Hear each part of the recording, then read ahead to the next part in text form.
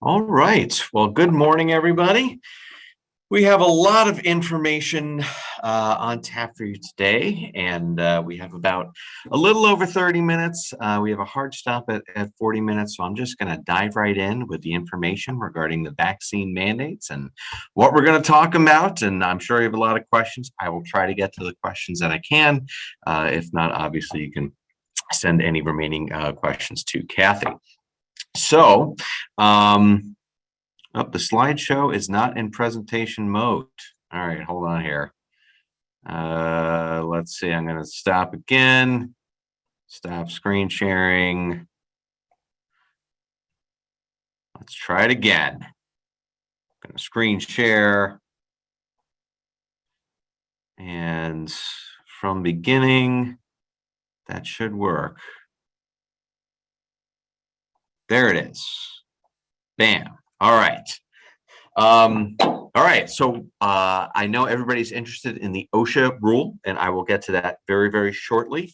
But I do want to talk about the federal contractor mandate for a few minutes because I've had a number of questions from clients about whether that applies to them, and if it does, what they have to do. And because if it does apply, then that applies, and the OSHA rule does not apply. So really the money question is, who is covered by the federal contractor mandate? Because there are so many different requirements for federal contracts, right? There are some requirements for if you've got a contract of 100,000 or more, 250,000 or more. And I am a contractor, or I do business with a contractor. So am I covered by the vaccination mandate in the federal contracts?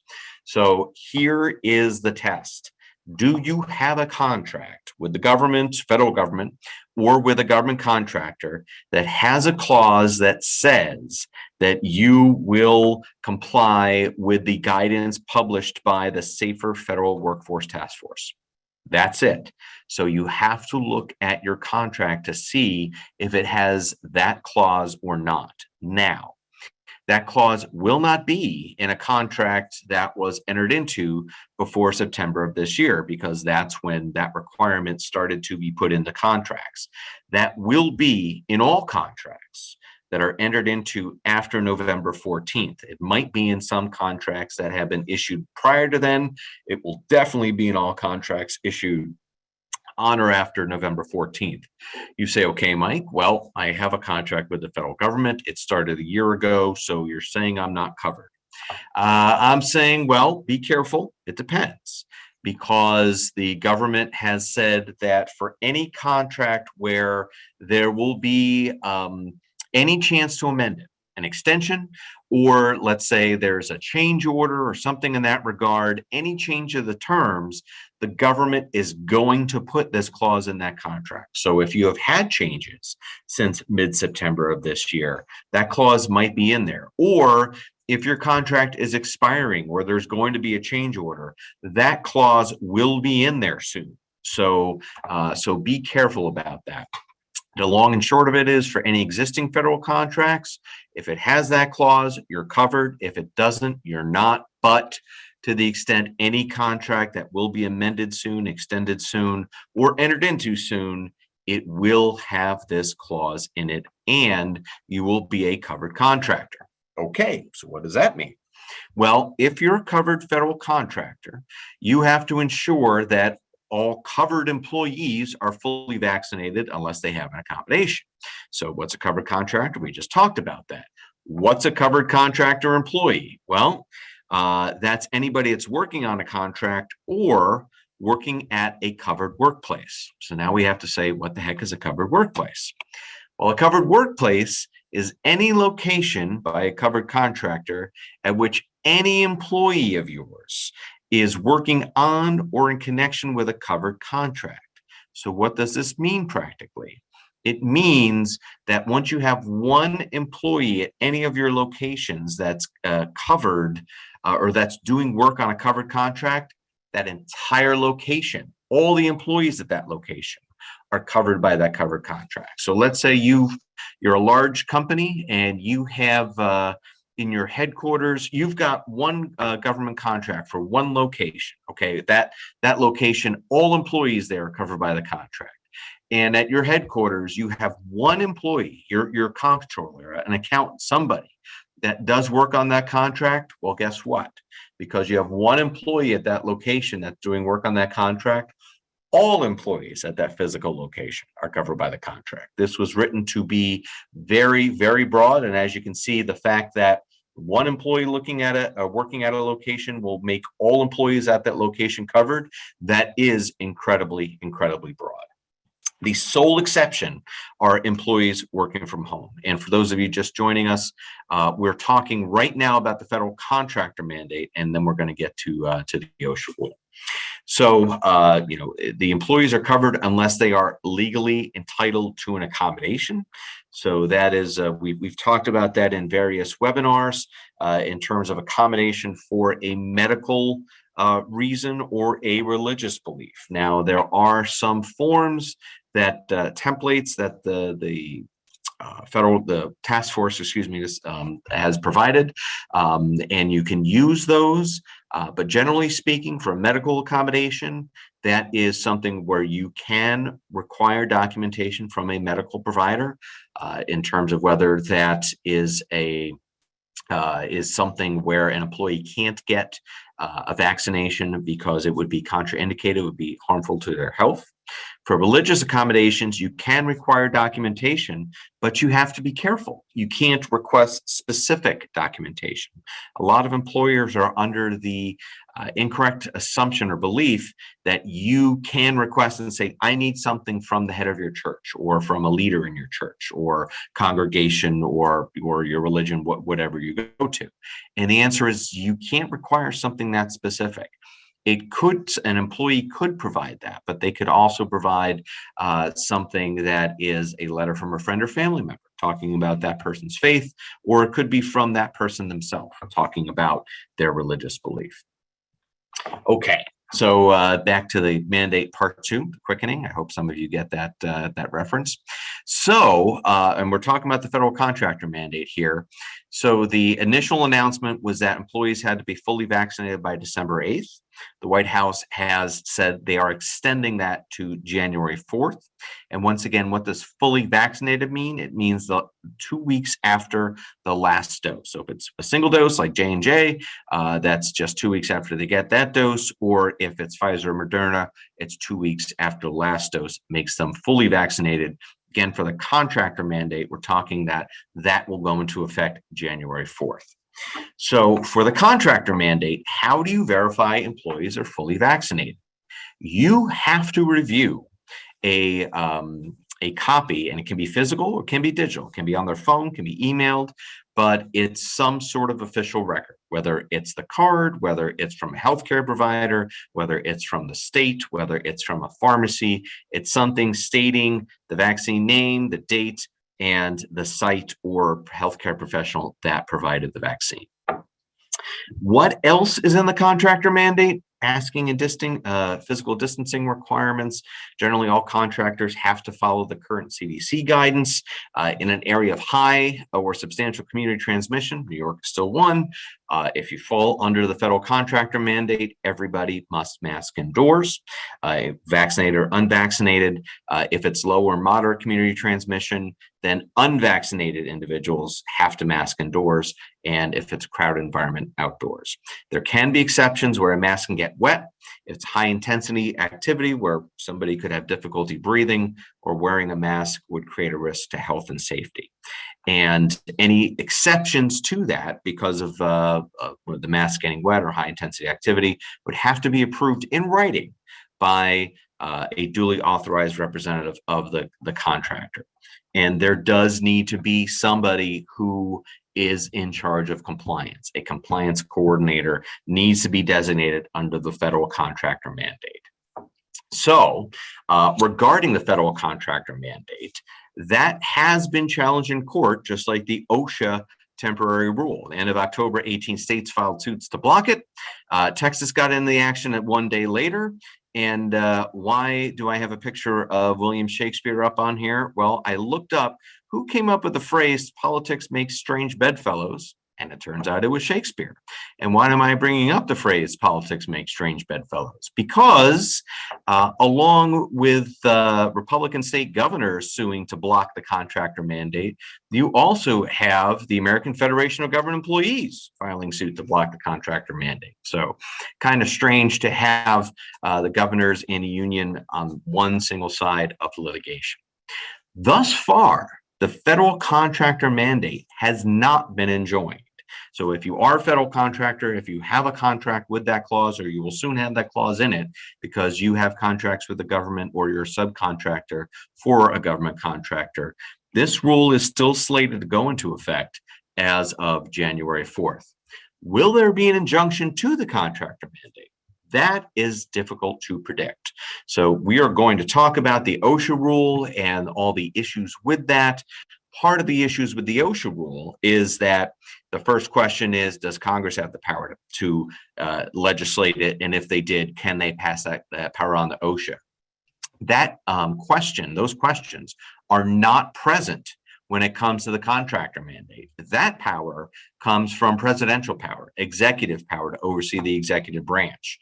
The president, under our constitutional republic, is a very powerful figure. All executive powers are vested in the president, and the president has the power to execute, make laws, rules, regulations, etc., that cover employees of the executive branch and those that do business with employees of the executive branch. So the contractor mandate isn't subject to challenge on the same basis that the OSHA rule is. So while it is subject to other challenges and it might be enjoined, it's really a toss-up as to whether it actually will be enjoined as opposed to the OSHA rule.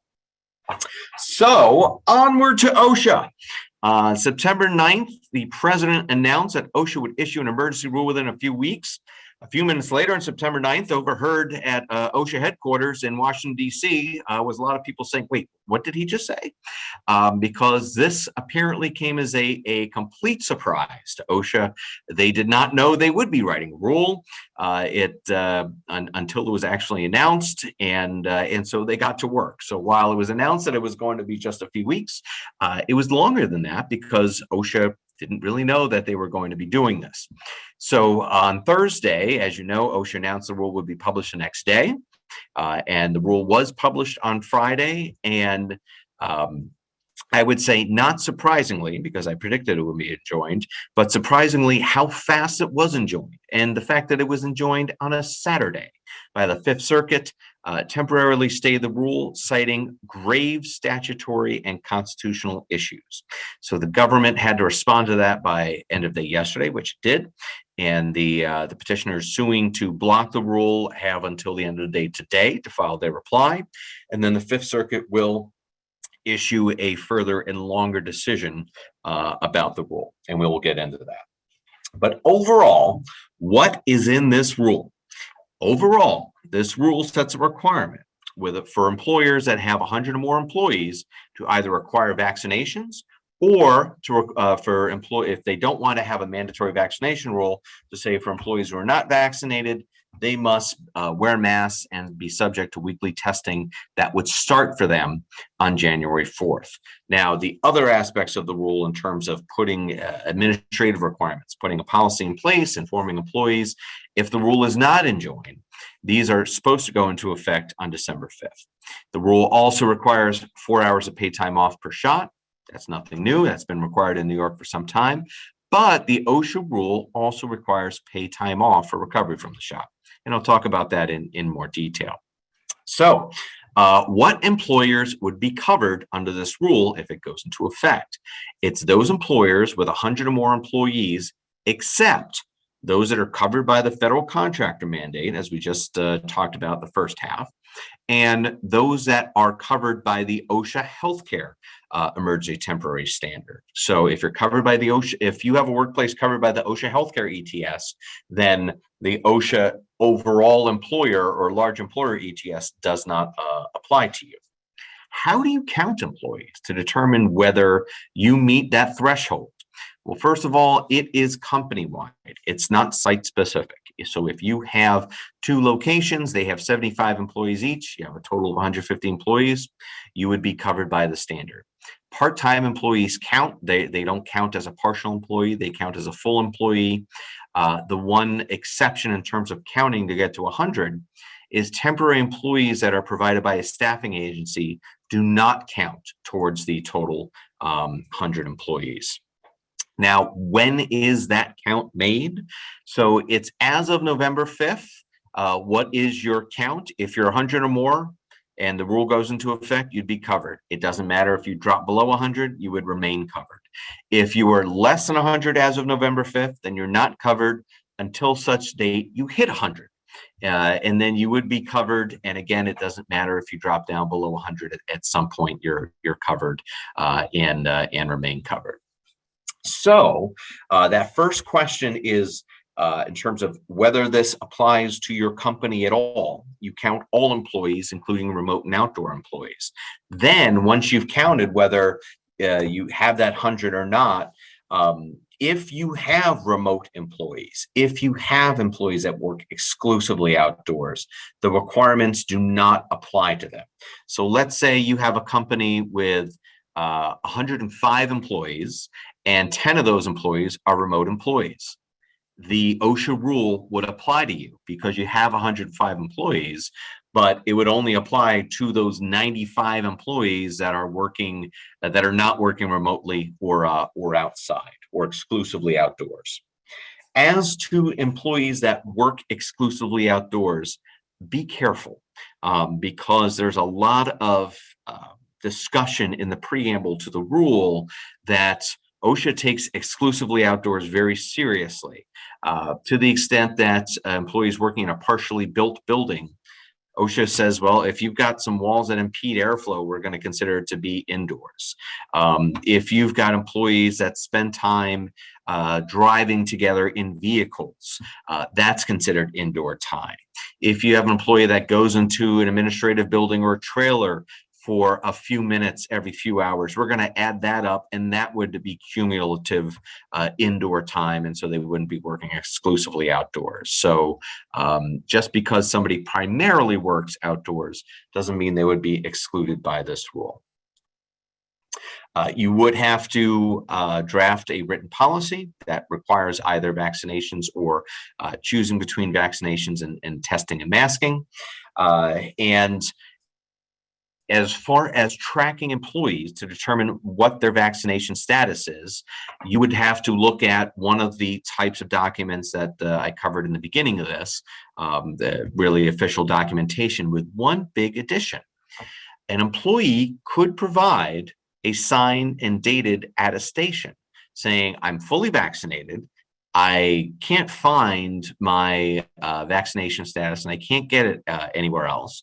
And I declare or I certify that this statement's true and accurate, and I understand that knowingly providing false information regarding my vaccination status may subject me to criminal penalties. They sign it and date it, give it to you. Well, you consider them to be fully vaccinated. In the preamble to the rule, it says you don't have to monitor that or look any more into that to detect fraud.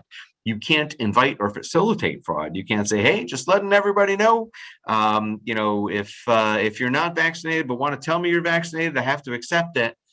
Then you're inviting fraud, and you cannot do that. But to the extent an employee presents an attestation to you and says, I'm fully vaccinated, I just can't find my vaccination status, and I swear this is true, you would have to accept it. And also keep a roster of employee status. As mentioned before, the OSHA rule has 4 hours of paid time per shot, which could be during the workday. If you offer that time during the workday, an employee says, no, I want to take 4 hours on Saturday, you got to pay me 4 hours on Saturday, you wouldn't have to do that because you've provided the employee 4 paid hours during the workday. Time off for vaccination cannot be offset by an employee's accrued sick or vacation time. It would need to be in addition to that.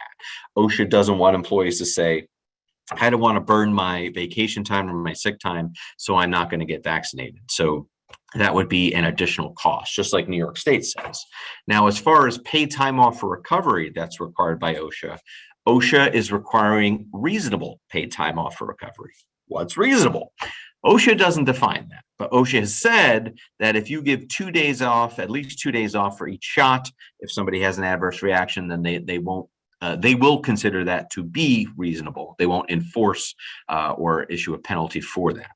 Now, that can be offset by an employee's accrued sick time or an overall PTO time. But if you separate out sick and vacation time, you can't make an employee use their vacation time for paid time off for recovery time. You also couldn't make an employee go negative on their sick balance or PTO balance for recovery time. If you are not going to mandate vaccinations for employees under the OSHA rule and allow them to mask and test, you would have to have them test every 7 days. It doesn't have to be the PCR test. It can be a rapid over-the-counter test. Another interesting facet here is that OSHA has said that you can accept a test, obviously, from a healthcare professional. You can administer the test to employees and then have them tell you what the result is, or you can have employees take the test and then you look at the results, but you can't have an employee both administer their own test and then read their own test, which is interesting because you can accept an employee's attestation that they're fully vaccinated, but you can't accept an employee saying, I got a test, I took it, it was negative. So be it. That's the way that OSHA wrote the rule. If an employee is COVID positive, then you wouldn't test that employee using the rapid test for 90 days because there's so many false positives with that. Although if you could, if an employee wants to voluntarily offer a negative PCR test to come back to the workplace, you could accept that. Finally, if say this rule goes into effect and an employee has been testing and masking and then mid-January or late January says, you know what, I'm going to get vaccinated, you would still need to test the employee weekly during the vaccination process and during the 2 weeks after the last shot, unless they got their last dose on or before January 4th. So if an employee were to get their last dose on January 4th, you wouldn't have to test that employee for the 2 weeks until they are, quote unquote, fully vaccinated. Under the rule, you'd have to remove COVID positive employees from the workplace until they voluntarily offer a negative PCR test. They're okay to return to work per CDC guidance, or they get a note from the healthcare provider allowing them to return to the workplace. For employees that aren't vaccinated, OSHA requires them to wear masks, including gaiters, so long as they are doubled up, unless they're in an enclosed room. Eating or wearing a mask would be infeasible to them, would be a greater hazard. Interestingly enough, OSHA also has in a rule that you cannot prevent an employee from voluntarily wearing a mask, such a vaccinated employee from voluntarily wearing a mask, unless you consider it to be hazardous or unsafe. And you also can't prevent a visitor or customer from voluntarily wearing a mask. So be interesting to see if the rule goes into effect for those reasons as well. Employee information requirements. So if the rule goes into effect, then by December 4th, you would have to inform employees about the requirements of the rule, give them the document Key Things to Know About COVID Vaccines, which is available from that website from the CDC, inform employees that they can't be retaliated against, and also inform employees that they could be subject to criminal penalties for false statements. Finally, in terms of records, one of the interesting things about this rule is that there are sort of beefed up information request provisions in the rule, so that if an employee or union representative requests the number of vaccinated employees at the workplace, you have to provide that number and the total number of employees at the workplace to the employee or the representative by the end of the next business day. Likewise, if OSHA asks for your policy and that number of vaccinated employees, you would have to provide those to OSHA within 4 hours. So that's a short time period. It's the same time period that OSHA has for requests where OSHA comes on site and requests your injury and illness logs. So Is this going to happen? I went out early. This rule was announced September 9th, and on September 13th, I made a call saying, I don't think this is going to happen. Actually, I think the official words of my call was, if this happens, I will eat my hat. And yes, I do wear a hat. And why not? So, and not to get too much into constitutional law and administrative law, but just very briefly, the question is, does Congress have this power under the Commerce Clause? So recall that in the Affordable Care Act, the Supreme Court ruled that Congress didn't have the power to mandate that people buy health insurance. Congress, or the Supreme Court, found that Congress had the power to do the individual mandate as a tax, but not as a power of Congress under the Commerce Clause. Even if Congress did have that power, another question is, did Congress really give that power, delegate that power to OSHA? A unanimous Supreme Court back in 2001, in an opinion written by Justice Scalia, said that Congress does not hide elephants in mouse holes. So Congress delegated authority to OSHA to issue rules for safe workplaces. That is a far cry from issuing a requirement for employees, or pretty much in order to earn a living, to be vaccinated. Did OSHA have the power to issue this rule via emergency rulemaking? Normally, when OSHA issues a rule, it has to do it by notice and comment. There's a whole administrative process for this. That process can be bypassed in an emergency when there is a grave danger. Here, the vaccines have been out for almost a year. The rule was announced in September, took 2 months to write it, another 2 months to go into effect. That's not really indicative of an emergency to bypass the regular rulemaking process, as well as the argument that OSHA is saying that all employees across the United States are in grave danger, but it's only implementing a rule for employers with 100 or more employees, saying, well, it might be disruptive to smaller employers. True, but if there's a grave danger, a small disruption wouldn't necessarily displace the urgency of a grave danger. OSHA also, they downplayed natural immunity. There was some discussion of that in the rule. There was no discussion of the protection of partially vaccinated employees.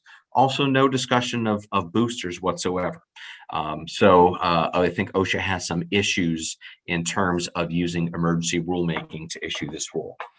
Also an issue as to whether OSHA has the power to put the cost of testing on employees. So the cost of this rule would have exploded if OSHA required employers to pay for the cost of testing. So in order not to have the rule sort of get caught up in the Office of Management and Budget, OSHA said, nope, you can pass this cost on to employees. But this is a multi-billion-dollar cost across the economy over the 6 months that the rule will be in effect. And so does OSHA, which has the power to regulate employers and workplaces, have that power to put the testing costs on employees? My call there is no. And finally, does OSHA have the power to create that paid time off benefit for the shots or for the recovery time? Again, I think that that is doubtful. So another question, and I will get to your questions, that's why I'm talking so quickly, is to stay current on the contractor mandate. And keep following. We have our e-blast, if you're subscribed to our lists and our blog, regarding the contractor mandate. The contractor mandate, we will let you know if it's enjoined, but it does have a much better chance of surviving litigation than the OSHA rule has, because it has a different source of authority, the presidential power, as opposed to Congress's legislative power. It still might be enjoined, but I'm not making a prediction on that one, unlike my prediction on the OSHA rule. As far as the OSHA rule, right now there is a temporary stay in the Fifth Circuit. As I mentioned, the Fifth Circuit will issue a longer decision. It could be as early as Wednesday, or it could take a few more days. And then we'll see what happens there in terms of the injunction. If the Fifth Circuit says the injunction's nationwide, there has been litigation filed in other circuits. There is this crazy process where not kidding, a clerk will draw a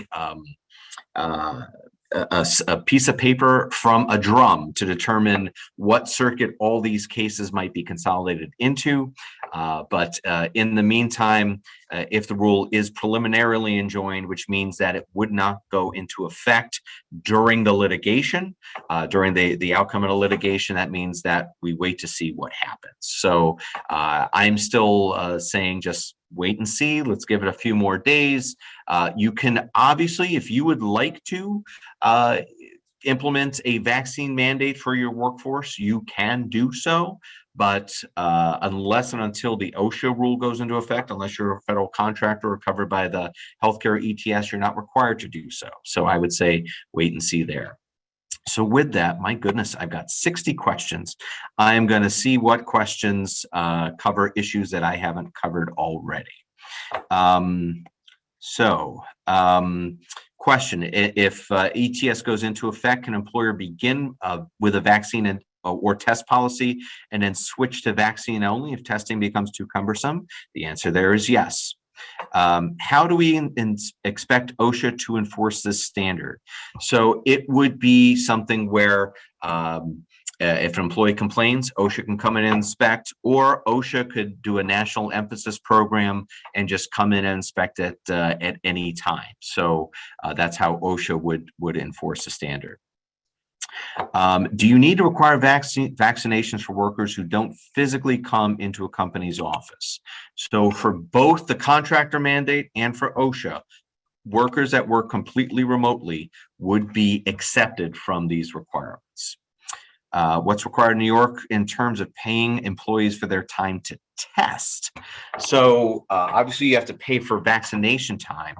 In terms of testing time, New York State is not paying its own employees for their testing time. So we've got a lot of this questions in terms of, do you have to pay employees for testing time? I won't definitively say that you don't have to pay employees for testing time.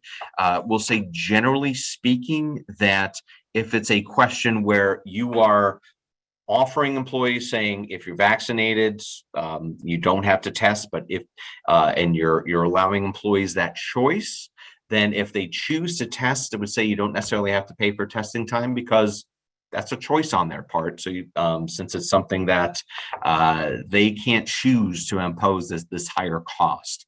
If it's something that's provided as an accommodation, if you have a mandatory vaccination policy and you've provided some accommodations to employees for testing time, the jury's not out on that yet. Let's say it depends. A conservative approach would be to pay employees for testing time.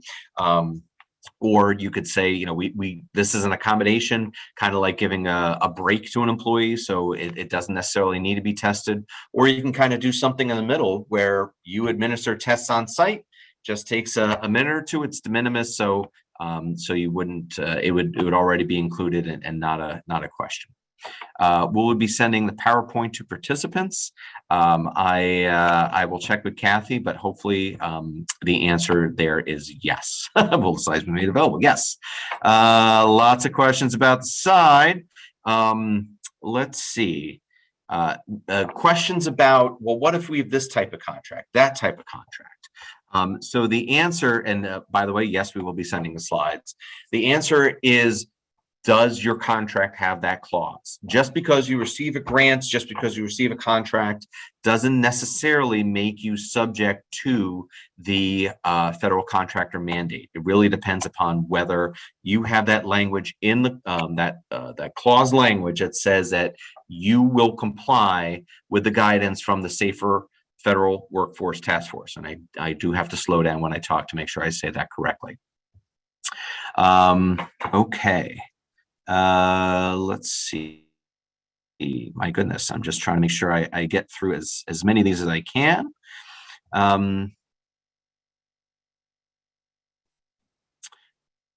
right. Do you recommend we use the OSHA sample policy as our guide for a policy? If this goes into effect, since OSHA has provided a sample policy, I will say go ahead and use that. Do you have to accept employee attestation?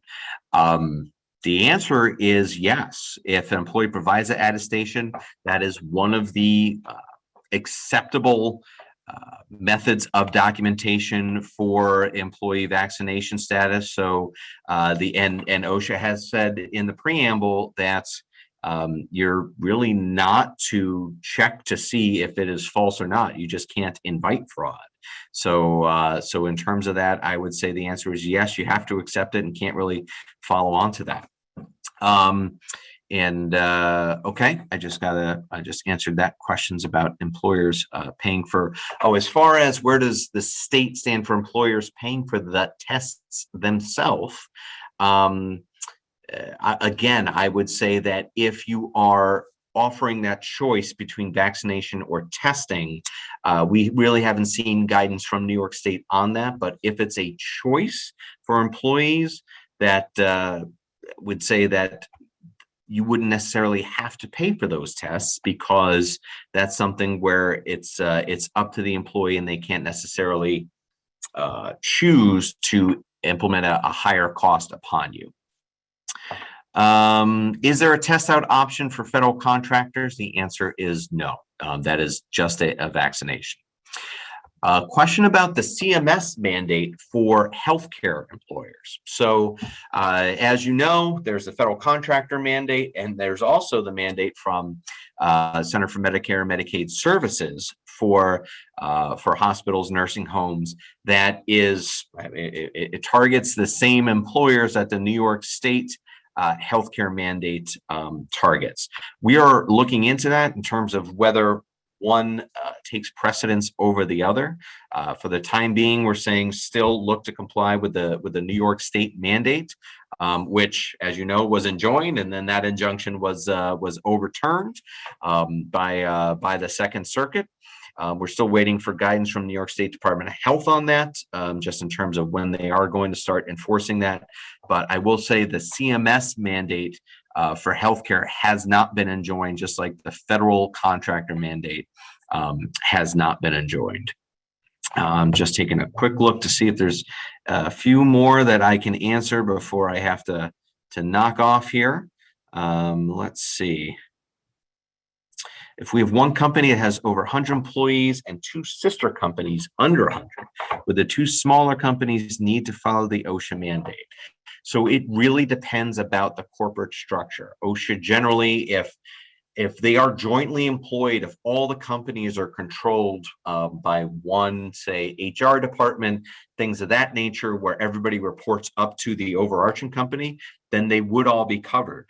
But if the two smaller companies have their own control structure, they're separately governed, separate structures, then generally speaking, if they're under 100, they would not be followed by the OSHA mandate. So thank you all very much. I wish I could answer everybody's question. They are coming in, and I know they will continue to come in. I will say, the takeaways here, again, federal contractor mandate, go ahead and get ready to comply with that. If you have contracts that have that clause in it where you will need to comply with it, well, we'll keep an eye out to see if the federal contractor mandate is enjoined. For the OSHA rule, the temporary stay is in effect. We'll see what the Fifth Circuit does with that. I am betting this thing will never go into effect. That, I know it's a bold call. I made it early. I guess I'm making it often. But let's wait and see, give it a few more days, see what the Fifth Circuit does, see what the multi-district litigation rules do.